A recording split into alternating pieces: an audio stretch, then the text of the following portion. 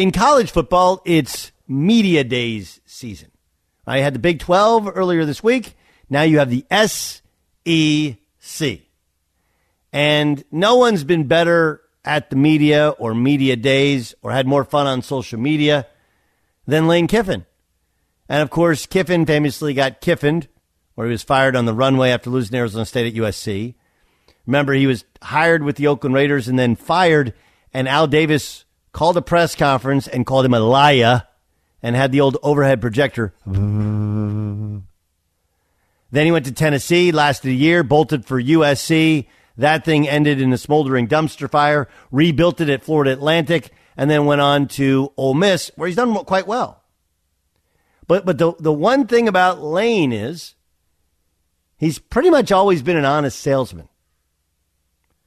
So a massive topic in college sports is NIL, which, as I told you for years, would end up being pay for play. It wasn't about, everybody's like, well, these guys should earn what they're worth. I hate to break it to you. Individually, they're not really worth that much until they've competed, played well, succeeded at the college level, and then their value on the professional level is judged. And, you know, again, their association with the school and the talent that they had. You win a Heisman Trophy, you don't work the rest of your life. You got the Nissan deal, you do local radio, local TV, you're a walking celebrity and walking billboard. Or it just helps you get your first job. That's old school NIL. Obviously, enough people disagreed with me to where they go like, no, we want players to be able to gain money from their name, image, and likeness, which has become pay for play. You compound that with something called the transfer portal. It used to be you had to get released from your scholarship to get to transfer. Right? That's how it used to be. You used to have to go to your coach or to your compliance officer, but usually to your coach and just go, hey, coach, can we talk? Yeah, listen, I just think it's best if I go elsewhere. And sometimes they would run guys off. Grades, not good enough, attitude, needed a scholarship, and they would call you in. They go like, look, dude, you can stay here, but you're not going to play, or you can tell me where you want to go, and I'll find a spot for you. That's how it used to work. Now, you don't have to tell anybody anything. You just enter your name into the transfer portal. The only benefit that you have if you're the team that has the player that put his name in the transfer portal is once he puts his name in the portal, you are under no obligation to keep him. Before you put your name in the portal, that's your guy. Here's Lane Kiffin talking about the current model of college football. You know, so I'm going to address the portal NIL, what I kind of call disaster that we're in. And so I know that question's going to come. It's just created a lot of issues. These roster changes, I'm not complaining about it because we take advantage, obviously, of free agency. But at the same time, I don't think that's really good for college football. These massive overhauls of rosters every year really is not in the best interest of college football. Paying the players for play to come to their school is where we're at. So there's kind of your State of the Union on the situation of what all coaches are dealing with around the country, and really a poor system that isn't getting better now is going to get worse with this because, again, now we just look at recruiting rankings and you're going to see that they usually are going to follow this, donor base and what schools are going to decide to give the most money to the players. So it is what it is. We'll deal with it like we do with everything else, but somehow it's got to get fixed because there's no system around it. I agree. Everybody agrees. Nobody wants to say the hard stuff. Nobody wants to say the hard stuff. And we continue to do things to bend over backwards. The pendulum in politics usually swings, right? You have the Republicans have the House, the Republicans have the Senate, the Republicans get the White House, and then all of a sudden midterms come along, the Dems get it, then the Dems get the White House, right? Like the pendulum swings. Go back and look, and sometimes there's a balance with the Democratic president, and this is what's been recently, right, where they had the Senate, but they didn't have the House, etc. But there's usually an adjustment, and somehow there's balance in the middle. When it's out of balance, that's when you can have some struggles. And we usually go from one side, well, the employees are not being treated well enough, to the, okay, well, now ownership is not being treated well enough. In the college system, everything has been pushed to the player, the player, the player, the player. And I hate to be that guy to tell you, but we're actually training guys for short-term wins and long-term losses.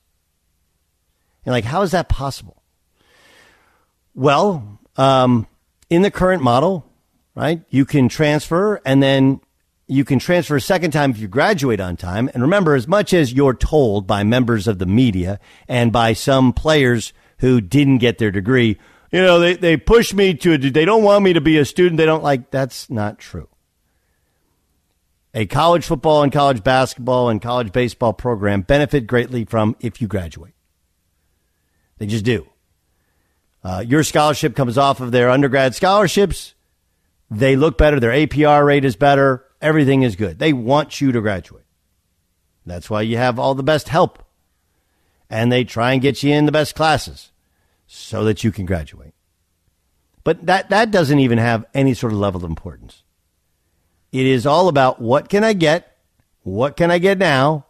And then, can I play? And if I don't, I'm going to go somewhere else where I can definitely play and get some now and get some throughout the life of it. And we have lost complete sight of why people care about college athletics.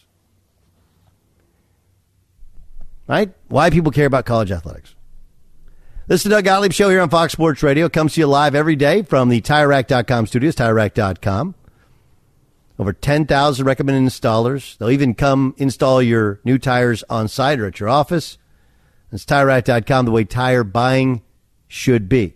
Got a great show for you, but it's the why do you watch? Jason Stewart, have you ever been a college football fan? Oh, no, I love college football. I don't get into the weeds of it. Sure. To me, as a producer in the business, I need to pick and choose which things take up my bandwidth. And I know there are people that prioritize college football, but there are so many teams, so many personalities that it's easy to not keep track of, if that makes sense. But I love the game. I like watching. I like the big games. I like the playoff. But I don't know a lot about it, and I think what you're getting to is the transfer portal and all this stuff has made it even easier for me to not pay attention to it. Make sense? Right, because you don't have to follow recruits, because we make this big deal about recruiting. They almost never play for the school who recruits them. They go there for a year, and if you play them right away, it's hard to win with younger players because you have guys that are COVID 5th and 6th year, plus just the normal maturation of it. So if you don't play them at all, they leave. You play them a little bit, they probably leave. You play them a lot, you're not that good, they may leave as well. And so every year it's a new team. By my estimation, you watch college football because it's your school or the school in your area, or you always grew up watching them, right? And you love watching the players. Like, I remember when he was a freshman. I remember when he was a sophomore. Now he's a junior. Will he go to the NFL draft? Will he not? Remember when he was a backup? Man, now he's a starter. Man, he's really good. We don't watch college football because it's the best of the best. It's not even close. Matter of fact, those USFL teams would wipe the field with these teams. Why? They're grown men. They're professionals. Wipe the field with a college football team. But people don't watch. People don't care to the level. Why do they care? They care because it's their school. They care because their school has been good. They care because their school competes against another school who your best friend, your wife, your people you live around cheer for. Proximity rivalries. And we're destroying all of it. And no one's going like, hey, guys, one, this is not a system where it's going to get more people to watch. It's going to get less to watch. And two, and maybe here's the big thing. There's a lot of people who believe that college football players specifically have been exploited for 100 years. And I'll tell you what one of the top 10 teams in the country's offensive coordinator told me. And I quote, if you think exploitation was a real thing before, you have nothing on what this real thing is now. And you're like, what do you mean you're exploiting them? What is the definition of exploitation? Ilo, what's the definition of exploitation, you think? Oh, sorry, Monsi Bolaños. Do you know the definition of, if I say somebody's exploited, how would you, what is that saying? They were taken advantage of? Yeah. Yeah. They're taken advantage of. Okay. the action or fact of treating someone unfairly in order to benefit from their work. And so the idea was, hey, this is an unfair system. You recruit a kid from Las Palmitas, right, where the ticket for Powerball came from last night, right? Tough side of the tracks. You recruit a kid from there, you bring him to the University of Michigan, you have him play football, and then you cast him aside. Well, my argument was always like, okay, well, if they get nothing, getting into Michigan, incredibly difficult. Most people, a lot of people's parents didn't go to college, can't afford it. You get into a college you couldn't get into. You go to a place you'd never been before. You make lifelong friends. You have incredible experiences. You get a college education, a college degree, which means you can apply and get many, many jobs that you can never get without. And oh, yeah, by the way, now you have an alumni base working for you, trying to help you. Oh, you went to Michigan? Oh, you played for Harbaugh? Dude, you tell me a Harbaugh story, I give you the job. Is that exploitation, or is it, hey, man, I'm going to give you $100,000. Come play football for us. And then the next year you go and try and get $100,000 somewhere else. And meanwhile, the $100,000 you were promised really turns out to be 50 because some of it's performance based, some of it's based upon your retention, and you can't get a retention bonus if you decide not to stay. And if you decide to stay, you may be buried on the bench. So yes, maybe you make in your college football career as a good player $250,000 over 4 or 5 years. One, there's taxes, half of it's gone. But two, what are you left with? If you play at 2, 3 schools, that third school, it's not really your alma mater. And the first and second school definitely aren't as well. So you don't have anybody fighting for you. You may have your degree, but it may not be from the storied program that you originally recruited to. And you're left kind of to your own devices to try and find a real job in the real world or fight your way through the USFL or the XFL and then maybe get a shot at the league.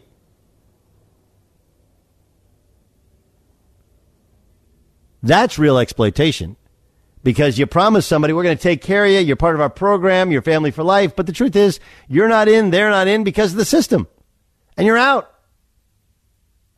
And you don't have to hold them to their word. Lane Kiffin's 150% right. There has to be some form of rules. There has to be some form of decorum. And to people say, well, this is just like pro football. No, it's not. In pro football, you sign a multi-year contract. Yes, Saquon Barkley has a 1-year deal. This is Saquon Barkley's 6th year, isn't it? And then he'll have another year after this, potentially. The difference in professional sports is you can't just leave midway through 1 year and go to another school. You can't just leave usually unless you have a 1-year contract at the other and go to another school. A lot of truth there from Lane Kiffin. And he said, like, look, we do it. So, but that's the system. And it's just too chaotic.